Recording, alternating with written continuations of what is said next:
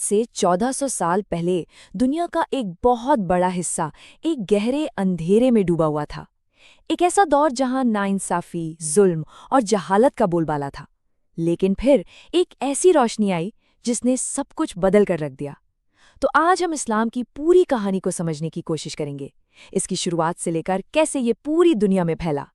یہ صرف ایک تاریخ نہیں ہے، یہ حق کی جیت کی ایک داستان ہے۔ اس سفر کو سمجھنے کے لیے ہمیں پہلے اس دنیا کو دیکھنا ہوگا جہاں سے یہ سب شروع ہوا۔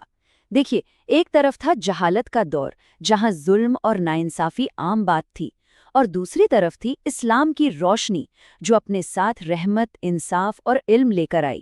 یہ صرف ایک مذہب کا آغاز نہیں تھا، بلکہ ایک پوری کی پوری تہذیب کا جنم تھا۔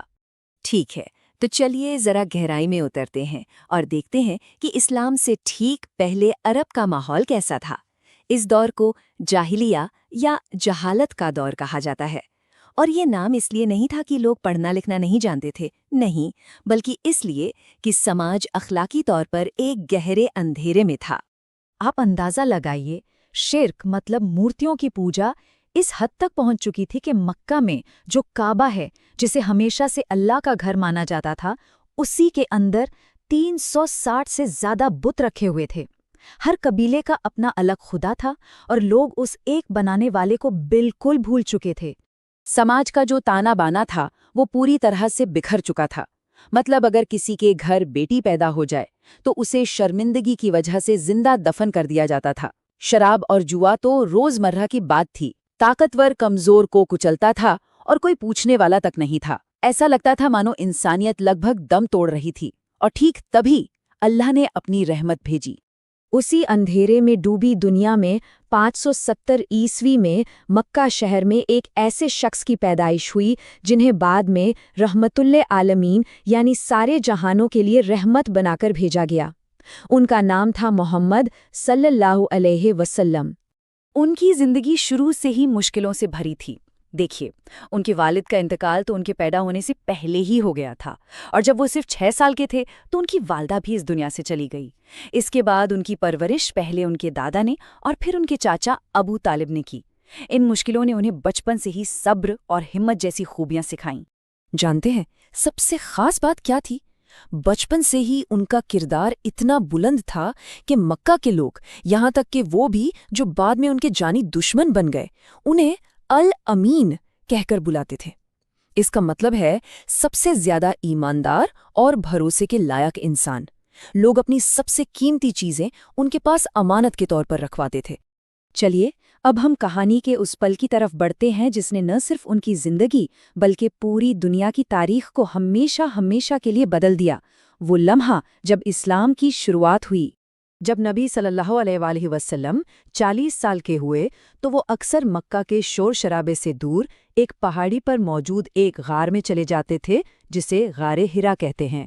وہاں وہ اکیلے عبادت اور غور و فکر کرتے تھے۔ وہ اپنے سماج کی برائیوں کو دیکھ کر بہت پریشان رہتے تھے اور حق کی تلاش میں تھے۔ اور پھر ایک دن جب وہ اسی غار میں تھے تو کچھ ایسا ہوا جو اس کہانی کا سب سے بڑا، سب سے اہم موڑ بننے والا تھا۔ اللہ کے فرشتے جبریل علیہ السلام ان کے سامنے آئے اور کہا، اقرا یعنی پڑھو۔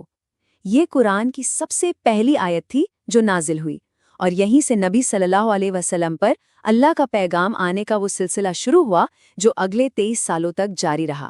نبی صلی اللہ علیہ وسلم نے جو پیغام لوگوں تک پہنچانا شروع کیا وہ بہت ہی صاف اور سیدھا تھا۔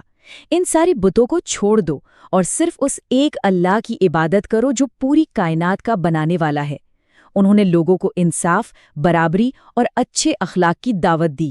لیکن یہ نیا پیغام مکہ کے طاقتور سرداروں کو بالکل راس نہیں آیا۔ آخر وہ اپنی پرانی رسموں اور اپنی طاقت کو چھوڑنا ہی نہیں چاہتے تھے، اور یہیں سے شروع ہوئی آزمائشوں اور صبر کی ایک بہت لمبی داستان۔ یہ مخالفت دھیرے دھیرے بڑھتی گئی۔ پہلے تو انہوں نے مذاق اڑایا، تانے دیے۔ جب اس سے بات نہیں بنی تو انہوں نے مسلمانوں پر ظلم ڈھانا شروع کر دیا۔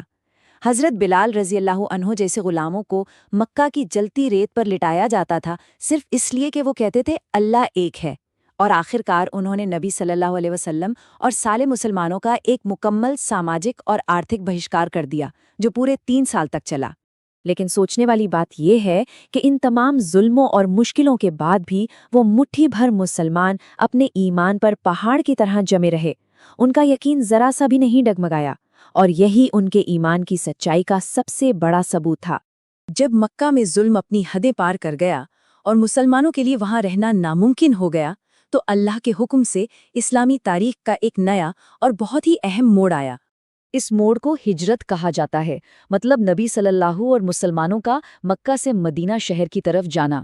لیکن یہ صرف ایک شہر سے دوسرے شہر جانا نہیں تھا، اصل میں یہ ظلم سے انصاف کی طرف، بکھراؤ سے ایکتا کی طرف ایک سفر تھا جس نے پہلے اسلامی سماج کی بنیاد رکھی۔ مدینہ پہنچ کر مسلمانوں کو آخرکار آزادی ملی۔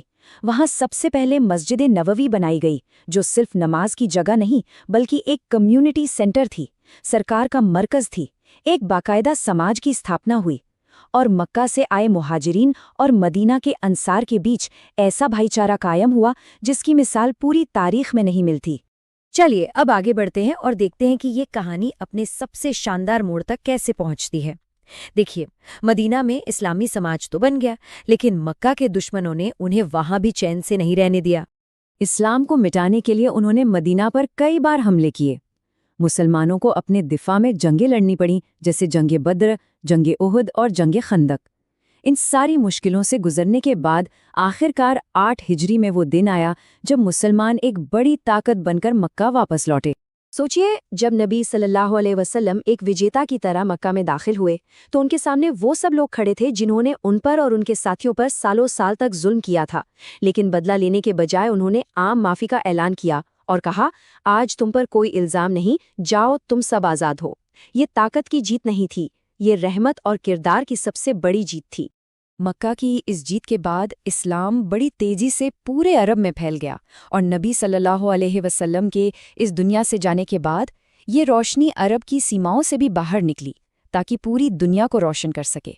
نبی صلی اللہ علیہ وآلہ وسلم کے بعد ان کے 4 سب سے قریبی ساتھیوں نے اسلامی حکومت کی باغ ڈور سنبھالی، جنہیں خلفائے راشدین یعنی صحیح راستے پر چلنے والے حکمران کہا جاتا ہے۔ حضرت ابوبکر، حضرت عمر، حضرت عثمان اور حضرت علی رضی اللہ عنہم۔ ان کا دور صرف علاقے فتح کرنے کا نہیں تھا، بلکہ انہوں نے انصاف، برابری اور حکمرانوں کی جواب دہی پر ایک ایسا سماج بنایا۔ یہی وجہ تھی کہ اسلام کا پیغام عرب سے نکل کر فارس، مصر، سیریا اور اتری افریقہ تک تیزی سے پھیلا اور ایک گلوبل طاقت بن گیا۔ تو آخر میں یہ سوال ہمیں سوچنے پر مجبور کرتا ہے، ایک ایسا پیغام جو ایک غار میں ایک شخص سے شروع ہوا تھا، وہ آخر اتنی بڑی طاقت کیسے بن گیا جس نے دنیا کے نقشے اور تہذیب کو ہمیشہ کے لیے بدل کر رکھ دیا؟ شاید اس کا جواب اس پیغام کی سادگی، سچائی اور رحمت میں ہی چھپا ہے۔